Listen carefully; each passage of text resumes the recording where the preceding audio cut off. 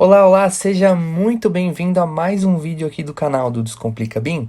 E hoje eu vou te trazer uma situação de um vídeo anterior em que eu expliquei como que a gente renumera elementos automaticamente. Só que nessa rotina a gente vai fazer isso independente da ordem de modelagem, ou seja, eu posso modelar aí meus elementos aleatoriamente, que mesmo assim eles vão seguir a regra de renumeração que eu escolher. Essa dúvida foi a dúvida do Bruno Santana, em que ele trouxe naquele vídeo anterior, que eu expliquei como renumerar elementos, só que com ordem de modelagem, que ele me perguntou justamente isso. Felipe, como que a gente faz para renumerar os elementos, só que sem considerar a ordem de modelagem? Porque vamos combinar, né, que não é sempre que a gente segue a ordem de modelagem de acordo com a numeração do elemento, né? E esses elementos podem acabar se modificando, enfim. Naquele momento, eu não trouxe essa rotina justamente porque era uma rotina um pouco mais complicada, mas nem muito também. E era uma situação mais fácil, mais inicial para a galera conhecer mais o Dynamo. Agora que eu sei que eu tenho vídeos com uma base maior sobre Dynamo, eu consigo trazer um conteúdo desse, mais claro. Se você não assistiu às videoaulas anteriores, eu te peço para te dar uma olhadinha lá, para te andar comigo no mesmo ritmo, beleza? Aí, lembrando que se tu tiver alguma dúvida, alguma sugestão de rotina, por favor, não deixa de comentar aqui nos nossos vídeos da página e também corre lá na nossa página no Instagram, comenta lá no post ou pode me mandar um direct, tá? As suas dúvidas e sugestões são muito bem-vindas aqui na página, tá certo? Então, a nossa rotina de hoje ela é muito legal, tá? Eu uso bastante essa rotina. Como é que funciona? A gente seleciona os elementos que a gente vai renumerar e a gente seleciona uma spline. O que é uma spline? Eu falo desse jeito, tá? Pode ser que você fale de outro jeito, enfim, mas é essa spline, tá? O que é uma spline? É uma linha contínua que a gente coloca ali curvas, né, deformações, e essas curvas são justamente as posições dos elementos, tá? Aqui eu escondi ela para ficar uma apresentação um pouquinho melhor, mas eu já vou te mostrar como é que funciona, tá? Então eu crio uma spline andando por esses elementos conforme a ordem de modelagem que eu vou colocar, e aqui eu coloco um prefixo que eu quero colocar, eu posso não colocar nada, eu posso colocar um prefixo, e aqui embaixo eu boto o nome do parâmetro que eu vou colocar essa informação. Vamos ver ela funcionar? Eu vou só aqui em Play. E tá vendo que ele renumera para mim todos os meus pilares de acordo com a ordem que eu forneci para ele. A ordem é justamente essa aqui, modelada através dessa spline, ok? Então eu fiz essa linha aqui contínua e fui traçando ela de acordo com a minha ordem de numeração. Então eu posso fazer isso de outra forma, que ele vai sempre seguir essa linha como referência e vai numerar para mim, que é a forma de eu dizer para o Revit, dizer para o Dynamo, como que eu quero numerar esses elementos, tá certo? Eu vou até te mostrar, para você não ficar com nenhuma dúvida, como é que a gente faz essa linha, tá? A gente vai aqui em anotar, e aí a gente vai aqui por Detail Line ou digita DL, dependendo de como está o seu comando. Clicamos aqui, e aí a gente vai nessa opção aqui, ó, de Spline, ok? Clicamos, e aí a gente vai passar por todos os pilares. Agora eu vou mudar a ordem de numeração, justamente para você ver que a rotina funciona, tá? Então vamos começar por aqui, vamos para cá. É importante que você passe bem pertinho do pilar, tá? Às vezes vai precisar que a gente clique mais um ponto para ele ficar mais perto, mas não tem problema. A gente vai passar para cá, vou para cá. Depois quero passar por esse, depois por esse. Vou adiantar um pouquinho o vídeo aqui para modelar ela toda. Prontinho, eu fiz uma linha muito louca passando aqui por diversos pontos, só que claro, ela segue uma ordem de numeração. Vamos ver se funciona? A gente vai selecionar novamente a nossa spline, aqui. Vou deixar como prefixo ali normal, o parâmetro é o mesmo, dou play. Perceba que ele renumerou, então, seguindo a ordem dessa spline. Isso é bem legal, porque a gente não precisa ficar travado em uma regra e tal. A gente pode renumerar conforme a gente quiser e economiza um tempo absurdo dependendo do número de elementos que você tem, não é mesmo? Então, sem mais delongas, eu vou fechar aqui o nosso Dynamo Player. A gente vai lá e vamos abrir o Dynamo. Com o Dynamo aqui aberto, vou trocar aqui para modo manual. Primeiramente, a gente vai selecionar as linhas e as colunas, ou os outros elementos que você está trabalhando. Como é que a gente faz? A gente vai chamar dois nós de Select Model Elements, tá? A gente vai chamar dois aqui, um para as colunas e um para as linhas. Vou até digitar Ctrl W e vou criar uma nota aqui para ficar bem claro para você. Então vamos lá. Elementos, no caso aqui vão ser colunas, mas pode ser outros elementos que você está fazendo, né? Elementos colunas, elementos linhas. Elementos linhas. Beleza, como é que faz para eu selecionar lá no Revit? A gente vai aqui nesse botãozinho aqui. Eu vou primeiro isolar aqui os... Tem diversas formas de eu selecionar essas colunas, né? Mas o que eu gosto mais de fazer é o seguinte. Eu seleciono tudo. Vou aqui em filtro. E aí eu coloco só as minhas colunas. Dou um isolar. No meu caso aqui é HI, o comando. Então você pode ir aqui e dar um isolate element. Ou simplesmente digitar HI. Deixa eu voltar lá porque eu perdi a seleção. Structural Columns. Ok. Dou um isolar. Beleza. Agora eu vou selecionar as minhas colunas. Selecionadas as colunas, até um pouco grande aqui, né? Vou dar uma ajeitada aqui. Eu vou agora selecionar as linhas. As linhas é mais fácil porque é uma linha só, tá? Então se a gente clicar aqui, ó, e for com um quadrado assim, ó, ele já pega a linha e já fica certinho. Beleza. Agora vamos trabalhar essa informação aqui dentro do Dynamo. O que a gente vai precisar fazer nessa rotina? A gente precisa achar alguma forma de associar essa linha com esses pilares, tá? Então, sempre quando a gente trabalha com geometria no Dynamo, a gente precisa importar essa geometria ou importar alguma informação dessa geometria.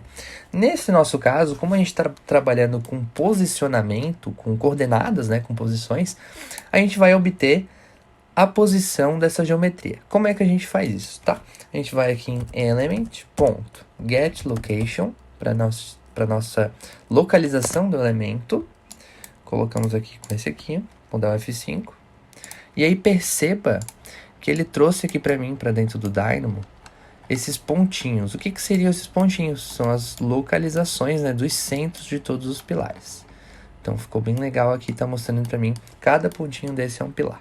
Para as linhas, lembra que eu te ensinei numa videoaula anterior, se você não viu, corre lá para assistir, que a gente tem que trazer essa geometria das linhas para dentro do Dynamo, porque pode ver que a gente não está vendo a geometria das linhas aqui, tá? Como é que a gente faz isso? A gente vai chamar esse nó aqui, ó, curve element, ponto, curve, ok? Vamos aqui, esse com esse, e aí, olha só que bonito, ele trouxe para mim essas curvas, essa minha S-Spline que eu fiz, ok? Então, vamos lá. Agora, o que a gente tem que fazer, tá? A gente tem que achar qual que é o ponto dessa curva que é mais próximo ao ponto do pilar, tá? Então, por exemplo, esse ponto aqui, esse ponto aqui, esse ponto aqui, enfim, todos os pontos mais próximos. Aqui ele até chega a tocar, né? Mas são pontos próximos mesmo. Para isso, a gente vai chamar esse nó aqui, ó, Geometry Closest Point To. Então, a gente vai entrar com a geometria, que é a nossa localização, e com a curva, que é a nossa S-Spline. O que ele fez? Tá? Ele pegou justamente aquele ponto que eu mencionei anteriormente. Então, ele pegou o ponto mais próximo entre os dois. Agora, o que eu preciso fazer? Eu preciso organizar esses meus elementos aqui, as colunas, de modo que eles estejam na mesma ordem dos pontos da linha, tá? Para isso, eu vou ter que usar dois nós. Esse nó aqui, ó, de curve.parameter@point, que basicamente vai pegar nossos pontos da nossa curva e a curva por si só. Ele vai identificar quais são esses pontos em forma de um decimal.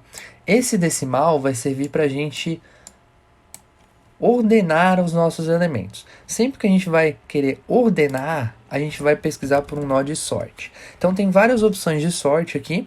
Eu tenho o sort index by value, tenho o sort por si só, que ele organiza uma lista. Então vamos supor que eu tenho uma numeração aleatória, eu quero organizar essa lista, eu uso esse nó de sort.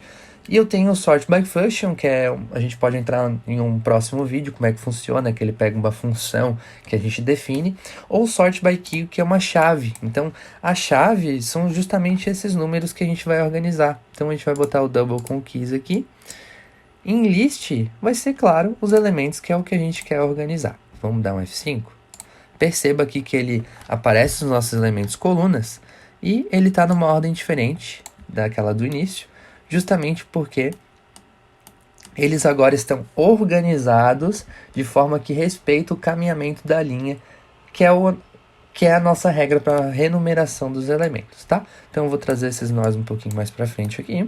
E aí agora, digamos que a parte mais difícil da rotina a gente já fez.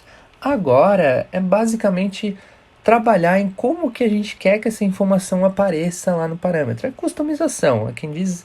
Algumas pessoas dizem que é dar uma floreada. Então, para ficar muito fácil, muito customizável para você utilizar no seu dia a dia. Então, vamos lá.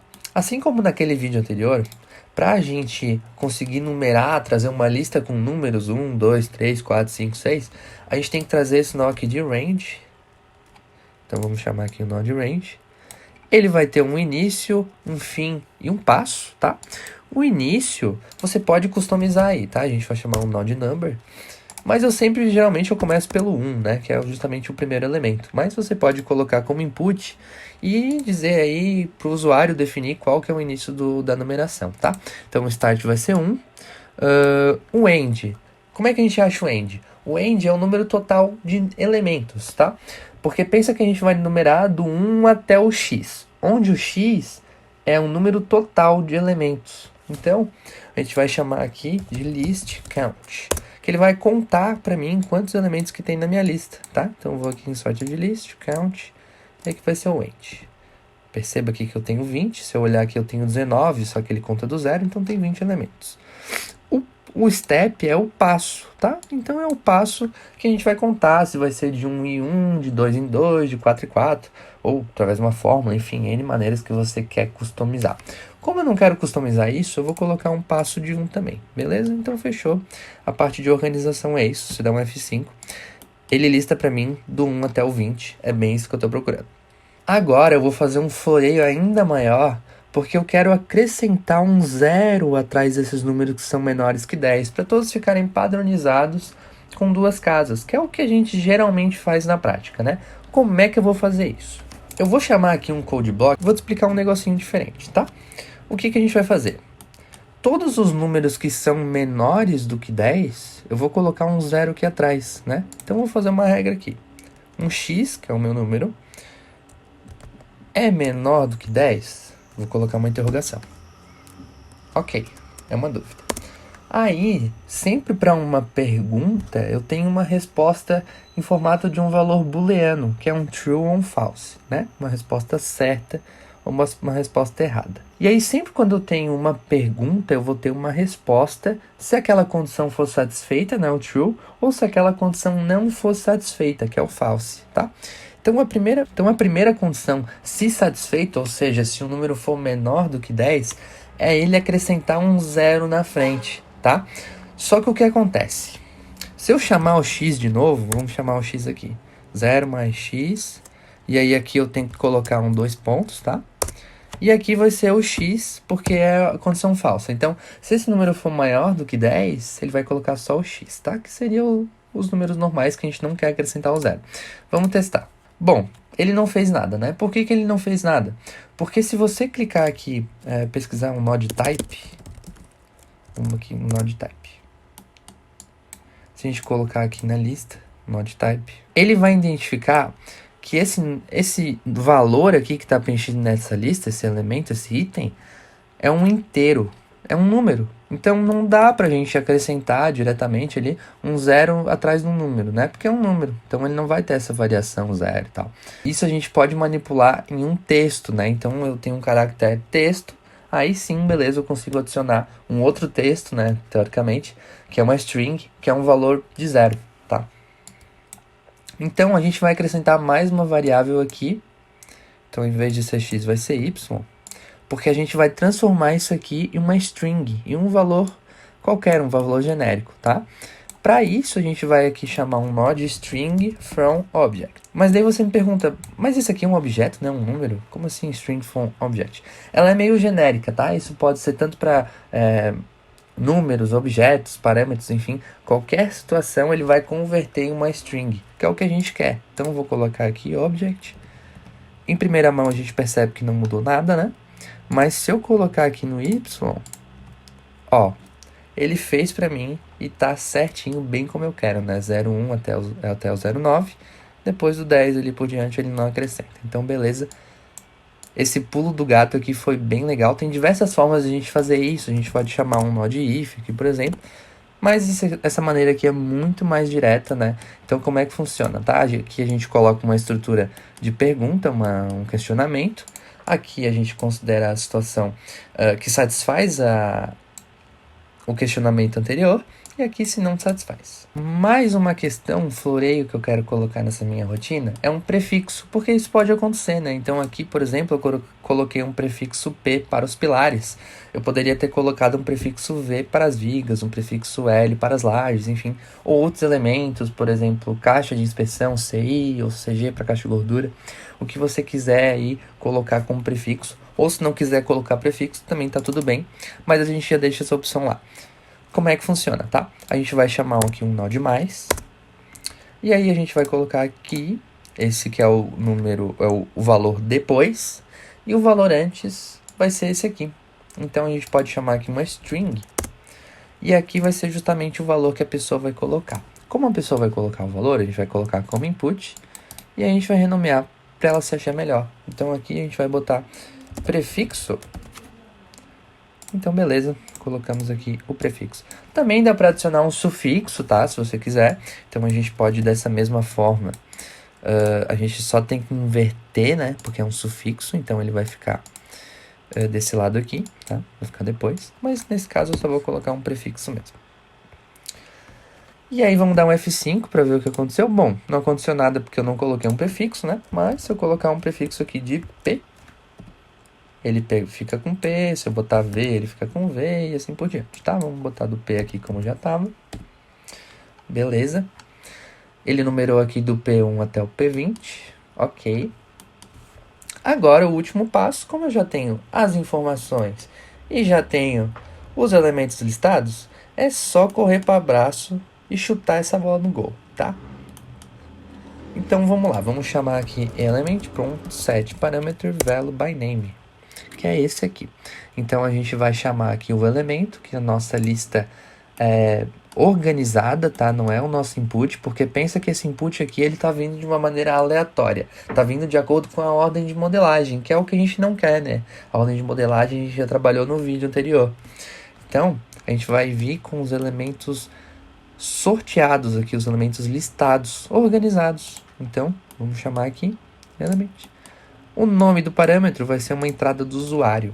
Se você não quiser colocar uma entrada do usuário, se for sempre um valor padrão que você coloca essa informação, não precisa colocar como input, tá? Mas no meu caso aqui eu coloquei, então vou chamar uma string. Aqui vai ser a nossa string isInput, né? Dou um rename, nome do parâmetro. Ok. E aqui eu dou o nome do parâmetro. E o valor é justamente o que a gente montou até agora, que é o valor. E agora já está tudo prontinho, tudo montadinho para essa rotina funcionar, tá? Antes da gente rodar para valer, vamos voltar nela aqui e vamos dar uma organizada, tá? Por quê? A organização da tua rotina é essencial para quando você for atualizar essa rotina, quando você quiser customizar, ou até para você estudar, rever alguns conceitos, tá? É sempre bom você ter a sua rotina bem organizada. Então, como é que eu vou organizar aqui? Você pode organizar da sua forma aí, tá? Mas eu vou organizar da seguinte forma. Eu vou agrupar aqui as informações de geometria. Eu vou colocar um nome aqui. Obtendo as geometrias e pontos. Porque isso aqui é só de geometria, tá? Aqui... inclusive eu vou adicionar também esse nó aqui dentro desse grupo. Como é que eu faço? Eu clico no grupo. Com o Shift selecionado, eu clico no nó. E vou aqui em Add to Group, ou adicionar ao grupo, tá? Beleza. Deixa eu só colocar aqui, né? Obtendo as geometrias e pontos. Obtendo as geometrias e pontos. E organizando os elementos. Você pode botar da maneira que você quer, tá? Aqui é o nosso floreio, né? Como se diz. Que é a gente... Claro que a gente não vai chamar dessa forma, né? Vamos colocar aqui que é organizando a informação de saída, tá? Vamos só tirar esse coisinho aqui. E aqui é o nosso grande finale, que é inserindo os valores nos parâmetros. Beleza. Ok, tá bem organizadinha. Vou só dar uma... Vou trazer esses nós um pouco mais para cá para ficar menor. E aqui eu posso mudar a minha cor de acordo com a lógica que você tiver aí. Ou enfim, geralmente eu coloco azul para elementos que vêm do Revit. Bota ali um cinzinha para uma informação de processo. Então tá processando alguma informação. E bota um roxinho, que é a informação que sai do Dynamo, tá? Então tá aqui organizadinha, fechou. Vamos dar uma minimizada. Bom, ela já está com os valores inseridos, né? Mas eu vou selecionar todos e vou tirar esses valores para a gente ver ela funcionando de novo. Então vamos lá, vamos botar um espaço em branco aqui. E vamos rodar ela aqui certinho. Dar um nosso, só colocar aqui o nome do comentário, né? Que é o parâmetro que eu quero colocar. E vamos rodar. Perfeito, tá funcionando aí, ó, certinho. E ela também vai funcionar no Dynamo Player, assim como eu fiz aquela do início do vídeo, tá? Então, como a gente organizou aqui os inputs, lembrando que os inputs são ali, selecionar os elementos, eu não coloquei aqui, né? Vamos revisar esses inputs? Vamos lá. Selecione os elementos. Aqui vai ser input, selecione as linhas. Daqui não tem mais nenhum input. Aqui você pode colocar ou não, fica a teu critério. Eu não botei, por exemplo.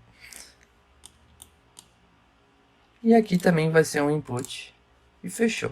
É isso aí. Aí eu já posso salvar, correr para o abraço, que essa rotina vai ser muito, muito útil para você. Se você chegou até aqui e acha que essa dica foi muito útil para você, por favor, deixe o seu curtir aqui embaixo e não se esquece de se inscrever no nosso canal, porque isso vai levar o nosso conteúdo para mais e mais pessoas poderem descomplicar o BIM e o Dynamo, assim como você. E não se esquece também de seguir a nossa página lá no Instagram, porque a gente traz um pouco de conteúdo lá também semanalmente, tá certo? Te vejo no próximo vídeo. Até mais!